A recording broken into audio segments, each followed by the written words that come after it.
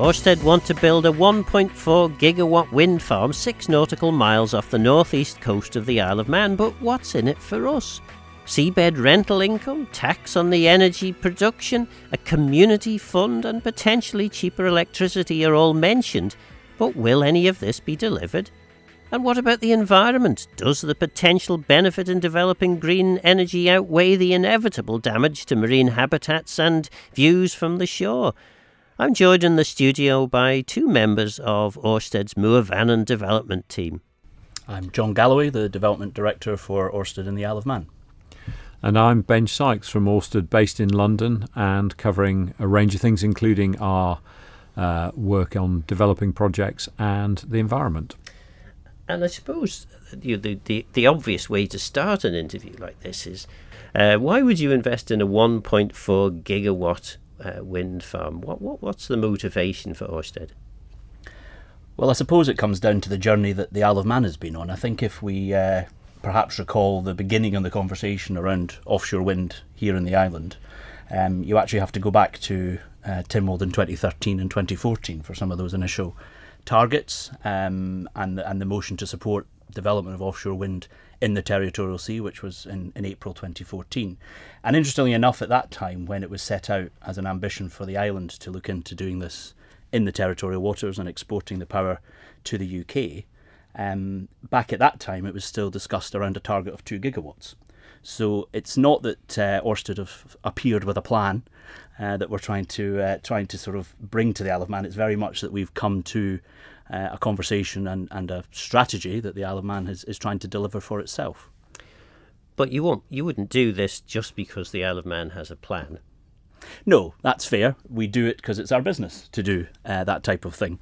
As many of your listeners will know, obviously the wind farms that are out there in the Irish Sea, the majority of those that we see and we pass on the boat are Ørsted operated projects, and we've been doing this for a long time in the Irish Sea, so we know what we're talking about. But it sits with our business plan and our portfolio in the UK and wider in Europe to develop offshore wind in this location. So it's a good location for offshore wind. I mean, that's what the Isle of Man government and Tynwald recognised all that time ago. And it's something that we recognise from our existing business. Yeah, it's fair to say this is a really exciting project for us. It contributes to our mission, which is to drive our power to a clean energy solution. Just in the UK, by way of example, we've built 12 offshore wind farms. We're operating all of them still today. We've invested over £15 billion in that, and we very much hope that we can make those big investments, including to the Mooir Vannin wind farm, because it's going to be key to that energy transition for the Isle of Man and for the British Isles and more widely. So what's in it for the Isle of Man? What does the Isle of Man get out of this? Because obviously what we will get is a large and very visible presence 6 nautical miles off our coast out to 12. What else do we get from Ørsted? So there are a number of benefits. Key is the rental payment. So under our agreement for lease in place with the Department of Infrastructure, there would be an annual rental payment. That's a calculation based on a percentage of the revenue from the wind farm each year, and that's payable directly. There's of course the additional taxation, so we're waiting for more information from Treasury on what the tax regime will be, but we certainly assume in our business case that it will be similar to what we have in the UK. We're also exploring the direct link for power, so we are working with Manx Utilities on feasibility for that to bring power from the offshore wind farm to the Manx grid. And I guess, finally, the wider benefits which we've seen in communities that we've worked in, when you think about having an operations base here in the island for the offshore wind farm in the future, and that's something we're discussing with various stakeholders at the moment. That brings the jobs, it brings the investment, and it brings a long-term future. We've been very lucky to have engineers this year working on our Walney Extension offshore wind farm from Douglas. It's been a really great chance to try and test it and have the people based here doing that. But we can see visibly then what the benefits can be of offshore wind investment in communities just like this, which is something we've done across the UK for many years. And I should say, I was going to say this at the start, just because this programme is sponsored by Ørsted doesn't mean to say that you won't answer all the questions that I'm going to put to you. Absolutely. I very much hope you'll put all the challenging questions that your listeners want to hear about and that they deserve answers on. I mean, that's why we're here. Well, I'll certainly do my best. And again, we haven't discussed questions in advance.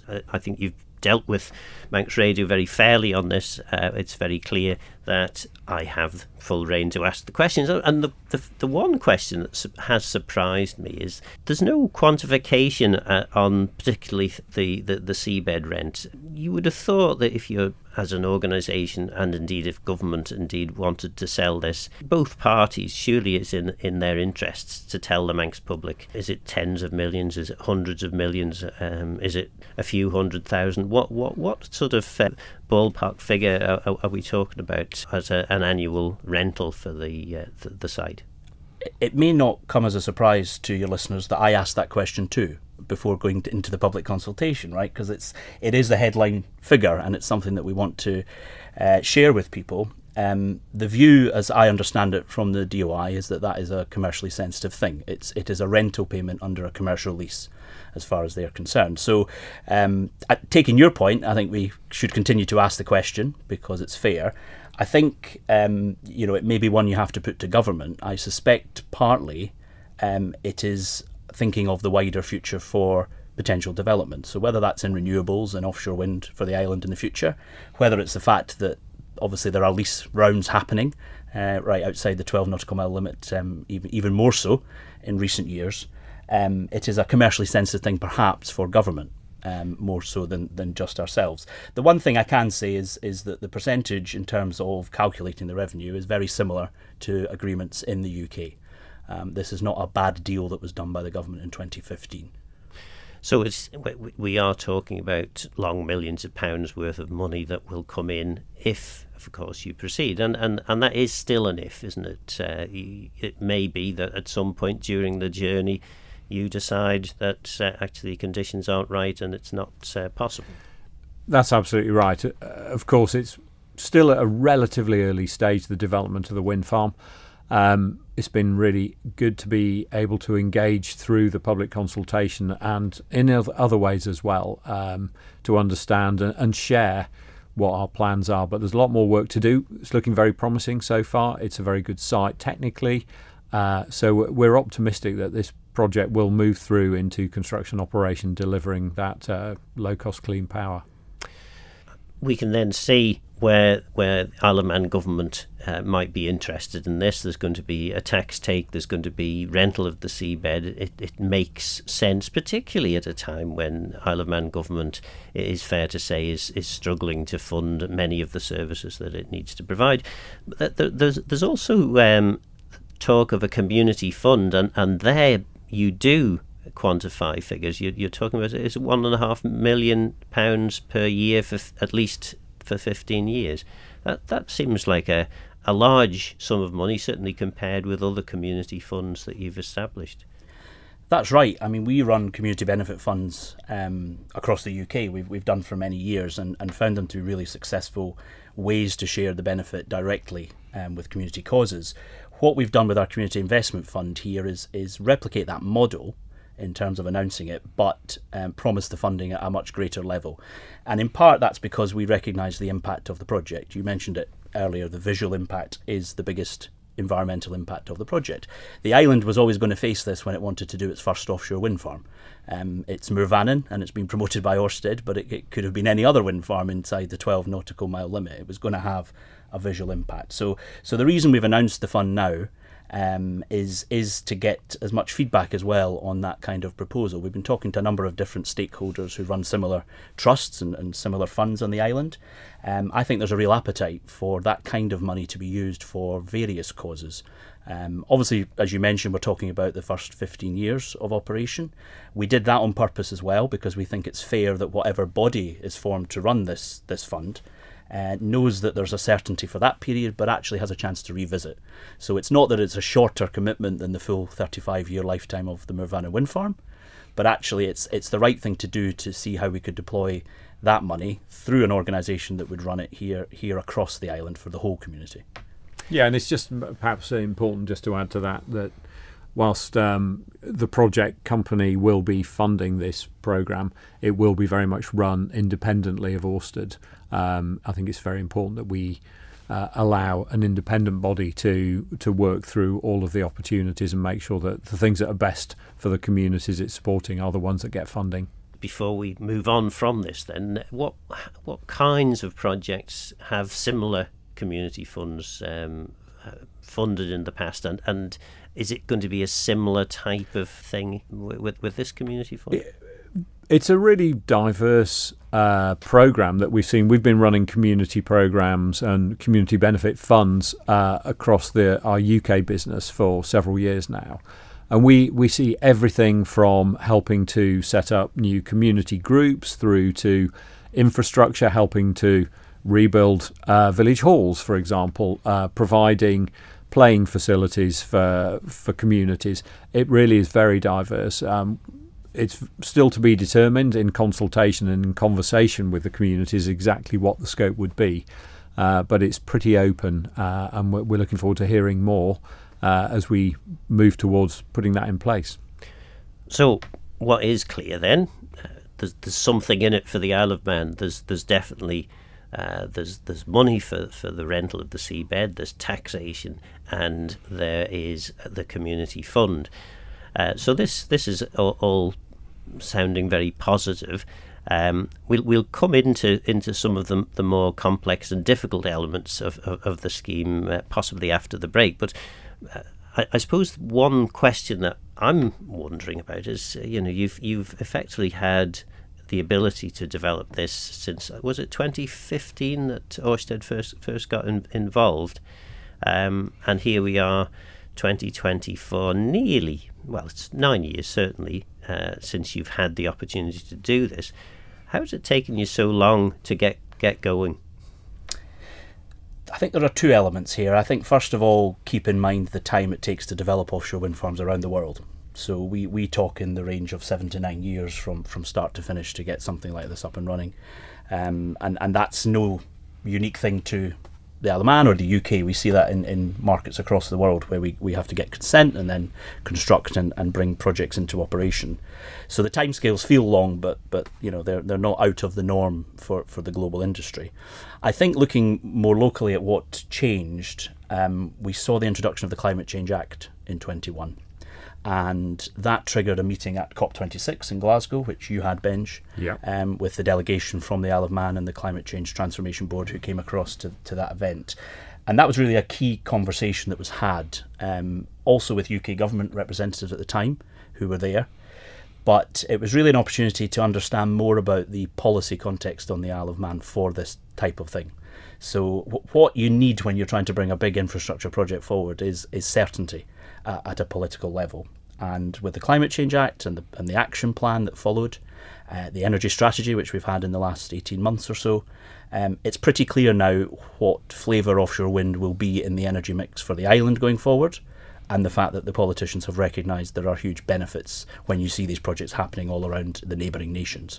So that was a real impetus for us to pick up again in 21, 22. We've been carrying out all the surveys and all the data gathering we've been doing for the last 2-3 years to get ready for an application next year.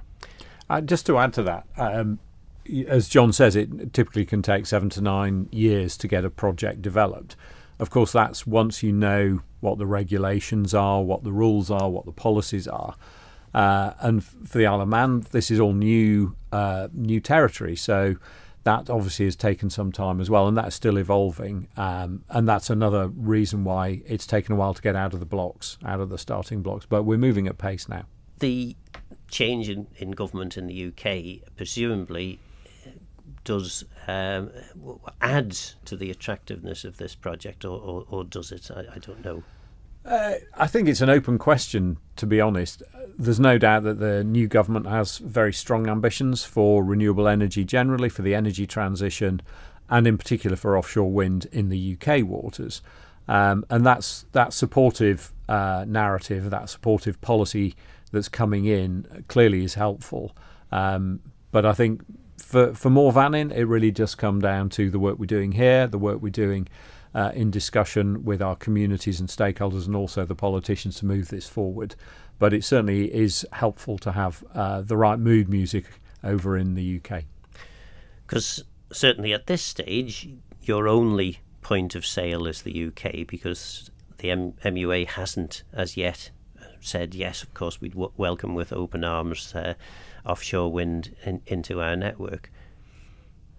That's right. I mean, that was what was always assumed back in 2015, right? When we got the agreement for lease, it was always assumed that all the power should go to the UK, export it there, and bring back the rental and bring back the benefits through our lease of the seabed. That's moved on because Manx Utilities have obviously introduced their own transition programme.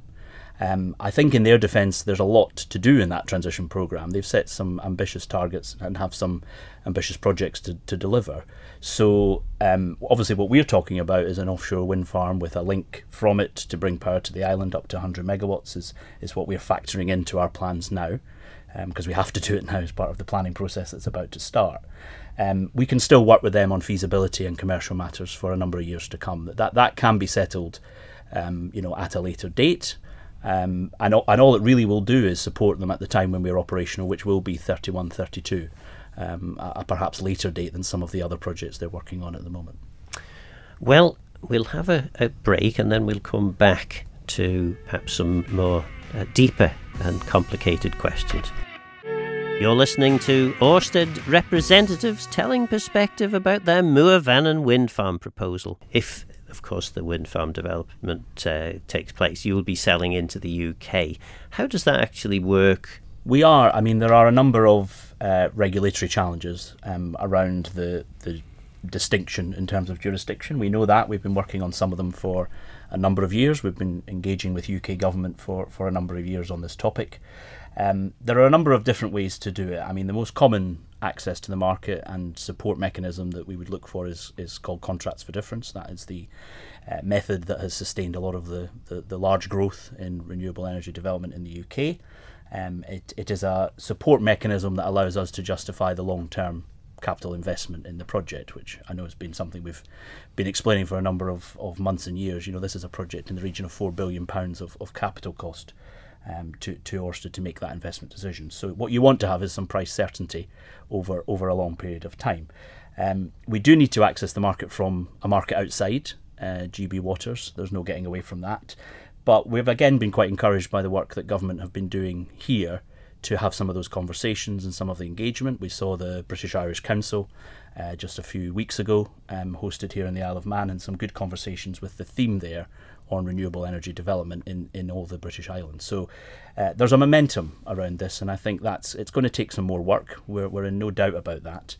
But there's a real opportunity for the Isle of Man with Mooir Vannin to get that direct power, as we've mentioned, to the Manx grid, but actually also support the UK's own targets. Those are ambitious targets still for offshore wind development in UK waters, and this project can certainly support providing that green renewable power to the UK consumers.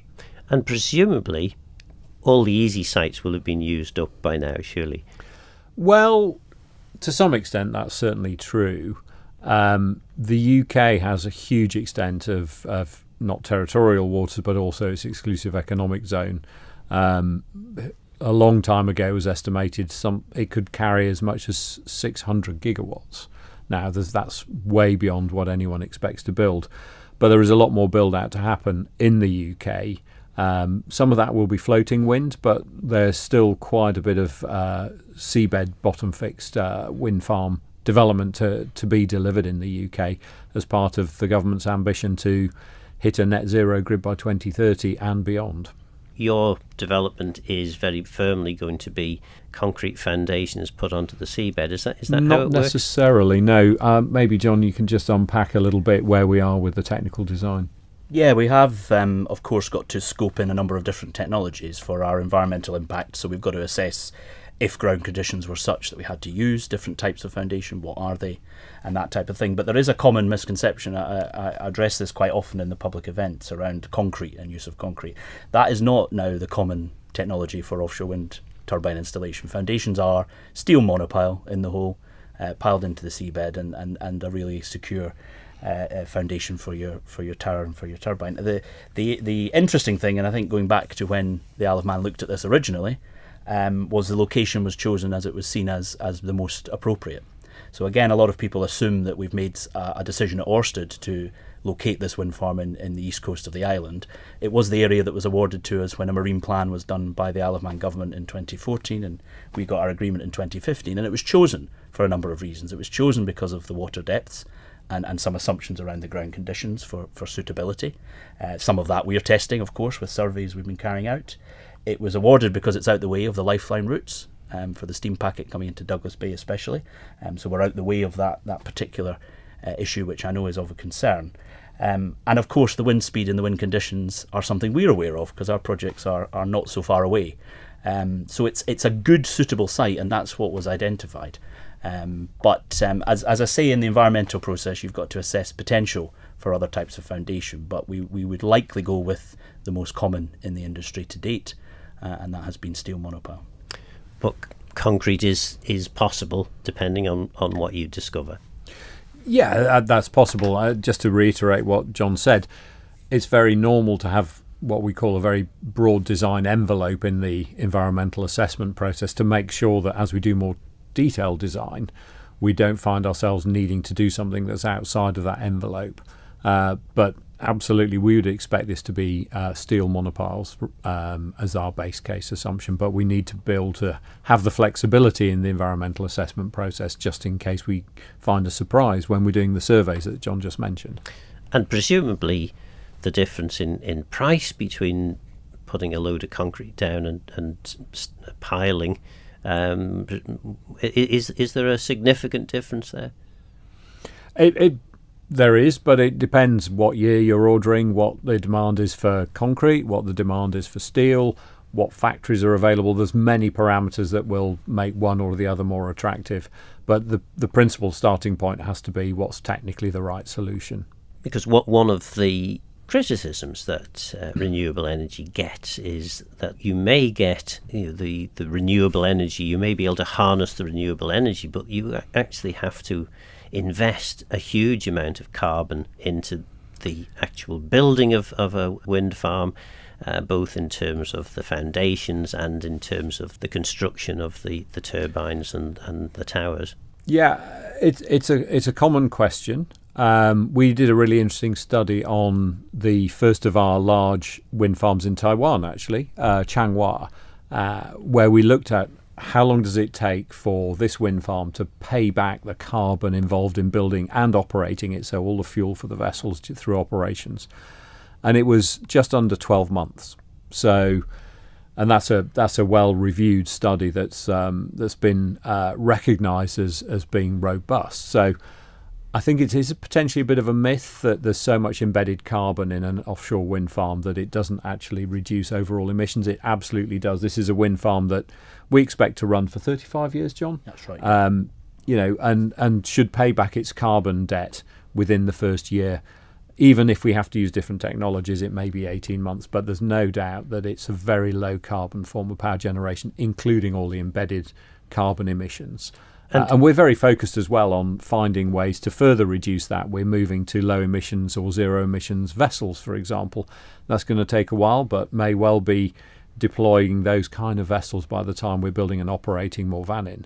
So that's just one example. Also looking at low carbon or zero carbon steel and zero carbon concrete, green concrete as well. So right through the supply chain, we're working as a company globally on reducing and then removing the emissions from our supply chain as well as our operations. And 35 years, I mean, surely the turbines don't last for 35 years, do they? If they're properly maintained, absolutely, yes. We have to bear in mind that the technology's moved really fast over the last 15 years. It's come a very long way. If I look at the earliest wind farms that we put into the Irish Sea, the Barrow wind farm, the Burbo Bank wind farm in Liverpool Bay, those are still going, and those were put in 2007, 2008. They're still performing, and those are turbines from a very long time ago in terms of design. They were actually onshore design wind turbines that were adapted to use offshore. what we're talking about for Mooir Vannin and many of the other more recent wind farms that we've already installed are bespoke offshore wind turbines that are designed specifically for the conditions we find in the marine environment. And we absolutely expect with appropriate maintenance and looking after them properly that they will last that long, absolutely. The other challenge that particularly wind development gets is, well, we do get occasional summers where it is quite still and sunny and warm, and we don't get the howling gales that seem to have plagued us this summer. How do we manage that? I mean, well, it's not, I suppose, so big a deal for you because all you're contracted to do is produce the energy. You sell it when you've got it. But for the Isle of Man, for our energy distribution system, which the MUA has to try and manage, that's quite a problem, having that intermittent nature. Maybe I could just start sort of with a bigger picture view and let John explain the specifics for the Isle of Man. Absolutely right. No one is arguing that you can power a grid just with any single form of renewables. We need a mix of technologies that includes wind power, it includes solar, it includes battery storage, it includes also on the demand side flexing demand, and we're seeing more and more of that come through with new technology. So we absolutely recognise that the Mooir Vannin wind farm is part of a system. I would probably say it's non-dispatchable, to get a bit technical. So, offshore wind, onshore wind and solar, they generate when they can, and you can't just flick a switch and turn them on necessarily. If there's no wind, there's no sun. Other technologies provide more flexibility. Some technologies like nuclear have the opposite challenge, that you can't turn them off. So, we need to remember that there's always going to be a mix of technologies on the grid to make sure that it is 99.999% reliable, as it absolutely should be. John, I don't know if you want to comment about specifically how that plays into the grid for the Isle of Man. Well, I think only to say that is the work that Manx Utilities are doing right now. And it's also work that I know DEFA are looking at. They will come to revisit the energy strategy from 2023 and give updates on how it's going and how that future energy mix goes. But Benj is absolutely right. There is no point pretending that offshore wind will be the only supply. No country is pretending that in their development of it. But when I look again at the neighbouring nations, they're all assuming it's a fantastic thing to have in your mix. It does bring a low-cost form of renewable power to your grid. It has an efficiency offshore. In terms of the turbines and progression in technology has definitely proved that. There are a number of things I think that Manx Utilities and the government are going to have to look at in the coming decade anyway. We know the existing plant will come to the end of its life. There are no surprises about that. It's the case with any power station, and Pool Rose is no different. But we've got the advantage, I think, of a little bit of time to make those decisions. So, we're working with Manx Utilities on the feasibility and how intermittent power can be taken into the existing grid and used to the best advantage being lower cost electricity for consumers at the end of the day.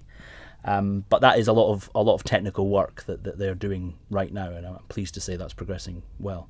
Can you give a percentage of the days of year that you would expect to have reasonable power generated by the wind farm? Yeah, we've got a number of wind farms in the Irish Sea and Liverpool Bay, and we are seeing those wind farms generating 70 to 80% of the time, not always at maximum capacity. In terms of its, if you like, average output relative to its maximum output over the period of several years, that's a matter of public record. In the UK, you can look up what the offshore wind fleet is delivering. And I think it's something like 41% last year, maybe a little lower. Yep. But what we're seeing is as new turbines come in, they're more efficient, they're more effective, and those numbers are going up. It's also worth just mentioning that sometimes you see these turbines not turning. They typically start generating at a wind speed, offshore wind speed, at the height of the rotor, which is obviously generally a fairly windy place. At around 4 or 5 meters a second, that's about 8 miles an hour, and then they cut out to protect themselves from damage when the wind speeds get above about 55 miles an hour, 60 miles an hour. So the vast majority of the time, wind speeds at that height of the rotor offshore are in that range. So that's why we see high periods of generating at variable to maximum output. So then you're talking about 1.4 gigawatts of power. So 100 turbines, that means 14 megawatt turbines. I think I read somewhere in your information 389 metres high. That's very big, isn't it? So I think it's worth just taking the time to explain how we have to present this information in consultation, because I do appreciate, again, the visual impact is a big one, and we want it to be as really clear and open and transparent about what we're showing through the visualizations that are available online, and people can see them in the virtual town hall through to the end of consultation. We have said a rotor tip height maximum of 389 metres. The reason is that gives us our maximum design scenario. So it's not to say that's what will go out there.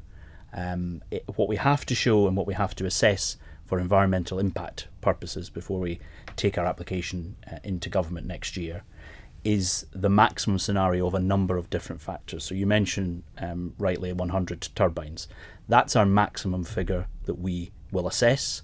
There will never therefore be afterwards more than that figure. That's the maximum impact. And the reason that's important is it factors into all of the different surveys, baseline information, conversations that we have with stakeholders in the past few years. We must sort of set a limit, if you like, within which to work. So when people see the visualizations of what the wind farm can look like, what's important for people to recognise is that is the maximum environmental impact we are assessing. It is not therefore necessarily what the wind farm will look like. It will be within an envelope when it's finally built. So another example, if I can, the layout that we've shown. Layout of an offshore wind farm is quite a science when it comes to the time that you construct an offshore wind farm. You want to get the best conditions, but you also have to be sensitive to some stakeholders, whether that's fisheries or navigation, whether it's visual impact from the shore. What we've shown is, again, the maximum impact. So we have a layout of 100 turbines with the closest edge being a dense border layout. So the most on that leading edge, which is the 6 nautical miles, about 11 kilometres from the shore. Again, that's likely, but not most likely when you come to finally install turbines in the future, because you're probably going to microsite them based on various factors, but one of which being the prevailing wind, and that comes from the southwest. We know that in the island. So I think it's just important for people to understand that it's not a case of us consulting on an exact replica of what would be constructed and operational in 2031. It's what we're required to do by law, which is assess the maximum design scenario, the maximum impact that the project could have. Even if they're not 389 metres tall, though, they're still going to be pretty big, aren't they? Yeah, they are bigger than onshore wind turbines. That's why they can deliver the lower cost electricity, and they are very efficient. They will be visible. There's absolutely no question about that, and that's why we're doing the public consultations that have just finished yesterday. And maybe I could ask John to explain how that's going, but also what's going to happen, because it's really important that this isn't seen as an exercise in the Mooir Vannin project and Ørsted as a company coming along to communities to say this is what's going to happen. This is an engagement where we've been hearing people's views, being able to discuss the facts, discuss ideas. It's absolutely been a two-way conversation, but I'll let maybe John just fill in some of the details there. I mean, the events have been really encouraging, and I have to say I'm most impressed with people's engagement with the project, both by email and by letter, and questions that we've been asked, and we've been answering all of them directly, and I would encourage people to continue to contact us right the way through until consultation closes on the 11th of September. The interesting thing around feedback is, as rightly as Ben says, sometimes it's a misunderstanding that we're just doing this because we have to. There's a reason we're holding the consultation this summer, and that's because we are planning to make our planning application to government under the Marine Infrastructure Management Act. We plan to do that next spring. And that's quite a time away, and there's a reason it's a time away, is because we need time to take the feedback and input it to our review and our refinement of the proposals. So that is in our programme. We've got several weeks, in fact a few months, altogether to take on board the feedback on various topics, and already it's coming in on a number of topics, of course, you can imagine, from the public and from stakeholders. But we genuinely take feedback seriously, and I really would encourage all your listeners that if they want to say anything about the offshore wind farm, to go online to Ørsted.im and go to the virtual town hall. You'll see all the information we've shown people in the public events in July and August, and the feedback form is online there as well. Please give your feedback, because the only way we can reflect changes or refinements to the project is if we have the feedback to justify making that call. And what would you say have been the overwhelming messages that you've been getting back? It's been a fantastic mix of support, and I mean outright support from people. A middle ground of support, but they want to know more, or there are particular concerns, and that's good, because raising those individual issues lets us address those. I might give an example already.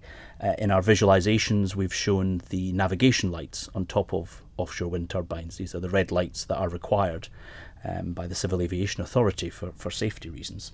We've shown the maximum design scenario again, which is you would have to have a light on every turbine.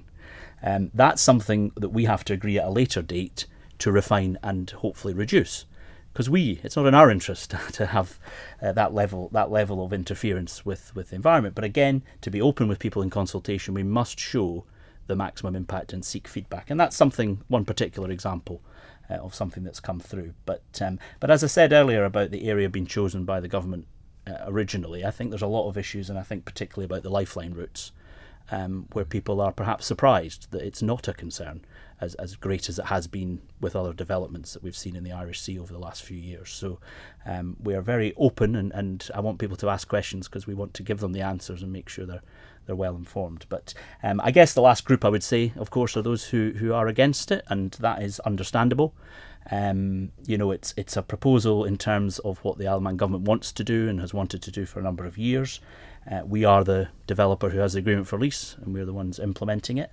And the most important thing is I want to make sure everyone comes on the journey, but I have to accept that it's not the case that I can win everybody over all of the time. One thing we haven't mentioned, of course, is noise. Presumably noise isn't a problem, or is it? So I think there's two elements to your question. There's the noise during the operation of the wind farm. That's obviously the turbines themselves, but also vessels that come and go to service and maintain the turbines. Very little noise from that. On a day when it's windy and the wind farm is generating, there's also quite a lot of noise from the wind itself, from the waves breaking on the shore.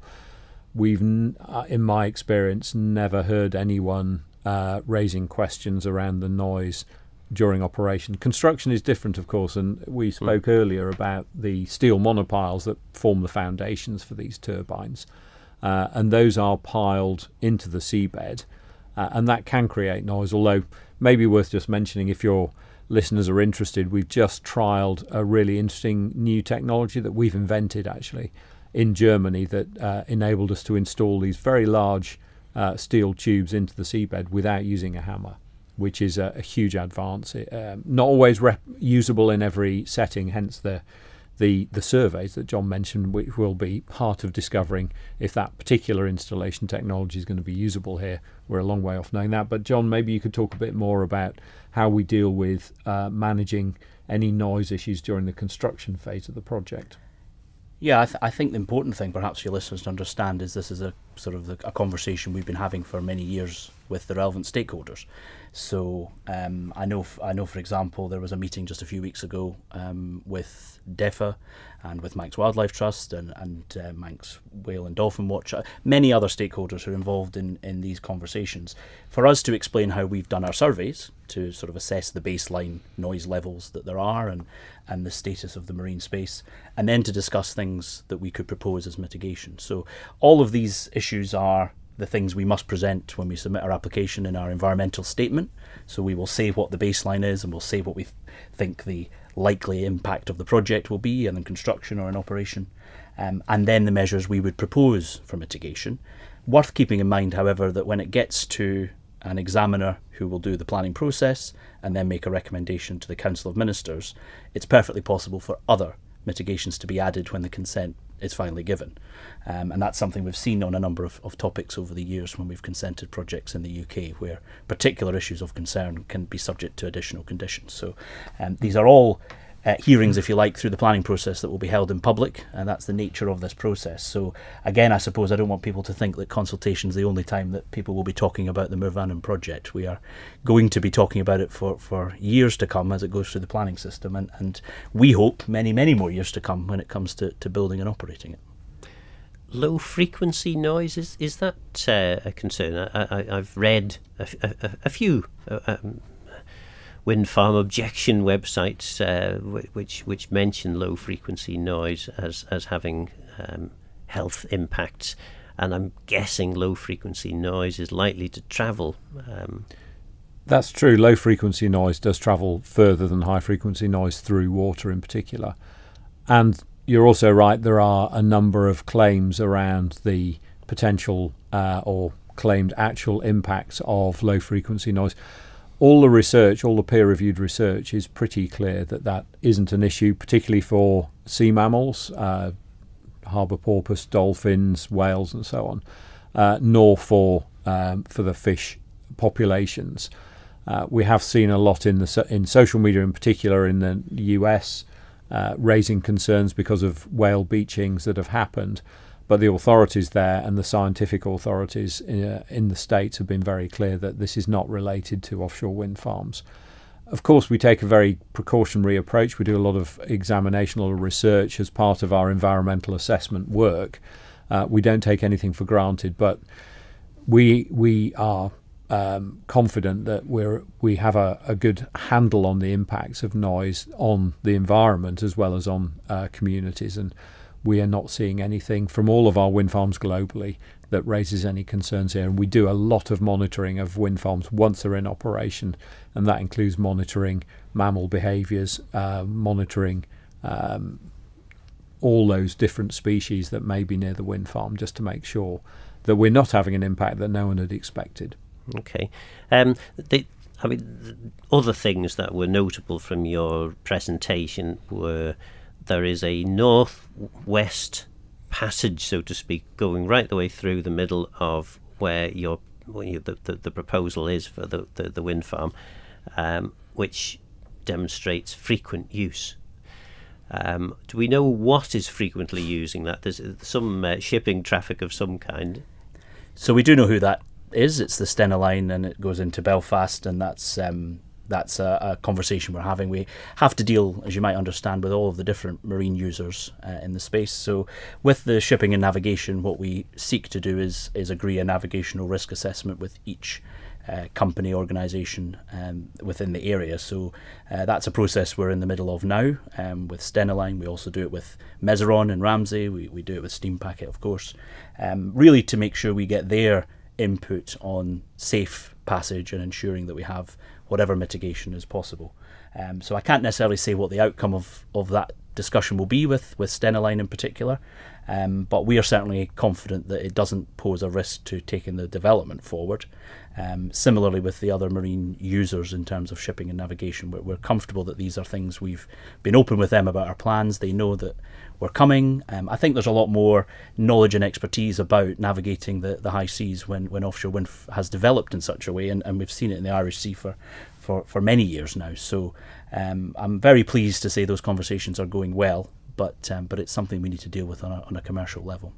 And in terms of navigation through this, presumably large vessels such as Stena line would be best avoiding it, but smaller vessels, maybe smaller fishing vessels, are they able to navigate within the turbine? Yeah, that's how it works, and we've seen in wind farms so it varies from country to country what's permitted to happen within a wind farm. Obviously during construction there's a lot of very large vessels moving around, so the area is closed during construction, but once that's completed it's opened up. There are small exclusion zones around each of the turbines themselves for safety reasons and the substation, but otherwise leisure craft, sailors are very welcome to sail through, and similarly fishing can take place within the wind farm, and we see that working very successfully in some of our nearer shore wind farms in the UK actually. And presumably you've had conversations with the Manx Fish Producers Organisation, and how big a deal is this site for them? We have had conversations, and I have to report that we're very pleased. Those are really constructive conversations about this. If I give you an example, we've been running our surveys off the East Coast during the spring of this year. We had our uncrewed surface vessels doing about 12-15 weeks of surveys. And that was obviously a conversation we had to have with those fishers who've got equipment out there in the area. So that went really well, and we had good cooperation there. And we value their input. I mean, we again have to do a lot of studies around the production of fish from the area, and therefore assess the impact. And that information is invaluable, but it's available from those organisations and those individuals. So really pleased with the engagement, and it's a conversation that never ends. We are, at the end of the day, once you install an offshore wind farm, we are a user of that marine space alongside everyone else, and you've got to do that constructively and cooperatively. Well, we've just about got time to ask about next steps. Only a few minutes left. You're putting in for planning permission, assuming that nothing alarming comes up in the meantime. Spring 2025. When are you expecting to hear the result of that application? So the good news is that we'll make that application under the Marine Infrastructure Management Act from 2016, and it has quite a clear timetable in it. So that was the intention when it was introduced in 2016, that there would be a set process for all marine infrastructure in the territorial sea. So we hope to make our application in Q1 next year.